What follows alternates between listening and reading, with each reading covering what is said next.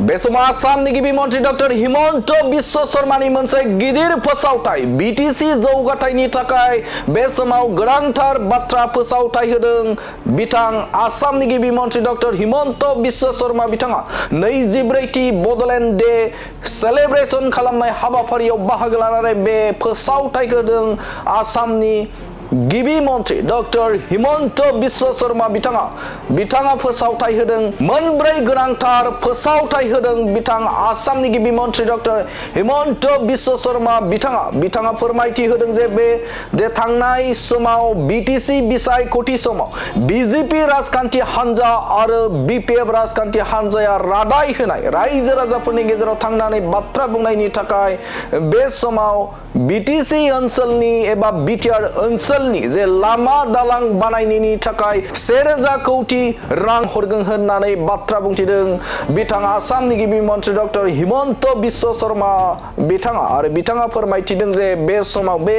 फोसावथायखौ एबा 1000 कोटी रांखौ बे समाव बिजेपि आरो बिपिएफ नि सोद्रोमाफोरा लोगो नांनानै बे समाव मावनांगोन होननानै बाथ्रा बुंथिदों बिथां गिबि मन्त्रि डक्टर हिमन्त बिश्व शर्मा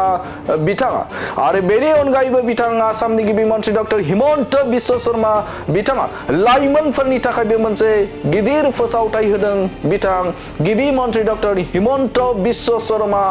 बिथाङा फोसावथाय होदों जे बे समाव लाइमोनफोरनो एबा 15,000 बिटिसि नि लाइमोनफोरा बे बाराव मोननो हागोन 2 लाख रां थारैनो नोंथाङा थारखौनो खोनादों बिथाङा आसामनि गिबि मन्त्रि डक्टर हिमन्त बिश्व शर्मा बिथाङा फोसावथाय होदों जे बे समाव बिटिसि नि गासै 15,000 लाइमोना 2 लाख रां मोननो हासिगोन आरो बेखौ बिटिसि सरकारनि गाहाय खुंगिरि एबा हाग्रामा महिलारि बिथाङा जायखौ लिस्ट खालामनानै हरगोन आरो बिथांमोनानो मोनफुंनो हागोन एबा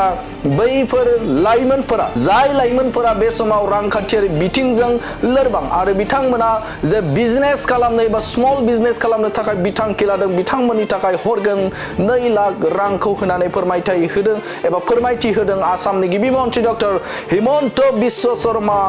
बिथाङा आरो बेनि अनगायैबो बिथाङा आसामनि गिबि मन्त्रि डक्टर हिमन्त बिश्व शर्मा बिथाङा फोरमायथिदों जे चेन्नाइआव गुबुन जायगायाव जेरै बडलेण्ड गेस्ट हाउस दङ एबा आलासि जिरायसालि दङ दा बैफोर जायगाफोराव लुफुंनाय बायदिनो थिग आरोबाव जे चेन्नाइआवबो मोनसे बडलेण्ड गेस्ट हाउस लुफुंनो थाखाय आसाम सरकारनिफ्राय राङारि अनसुंथाइ बिटिसिनो हरगोन होननानै बाथ्रा बुंदों बिथाङा आसामनि गिबि मन्त्रि डक्टर हिमन्त बिश्व शर्मा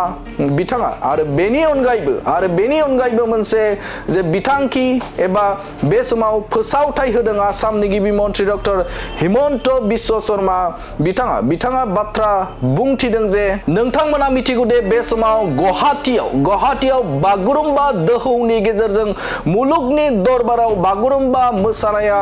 बयजोंबो अनसायजादोंमोन बयजोंबो बे समाव बागुरुम्बा दोहौ जे मोसानाय बे मोसानाया आंगो जानो हादोंमोन थिग बेबायदिनो बे समाव दिल्लीयावबो बे समाव गुबुन हारिनि मोसानाय बे समाव नोंथांमोना मिथिगौ जे असमियानि मोसानाय एबा बिहु मोसानाय आरो बेनि अनगायैबो झुमुर आरो बे समाव बागुरुम्बा जथायैनो बे समाव दिल्लीयाव मोनसे गिदिरथार मोसानाय हाबाफारि बानजायनो थाखाय थिरांथा लादोंखौ फोरमायथिदों आसामनि गिबि मन्त्रि डक्टर हिमन्त बिश्व शर्मा बिथाङा बे समाव आसामनि गिबि मन्त्रि डक्टर हिमन्त बिश्व शर्मा बिथाङा दिनै 24थि बडलेण्ड डे सेलेब्रेसन हाबाफारियाव फैनानै एबा बाहागो लानानै बिटिसि नि थाखाय मोनसे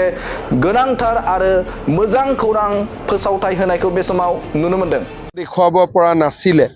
মই বহুতবোৰ প্ৰতিশ্ৰুতি দিছিলোঁ যদি প্ৰতিশ্ৰুতি দিছোঁ তাক পূৰণ কৰিব লাগিব হাগ্ৰামা মহিলাৰিও ইলেকশ্যনত বহুত প্ৰতিশ্ৰুতি দিছিলে আমাৰ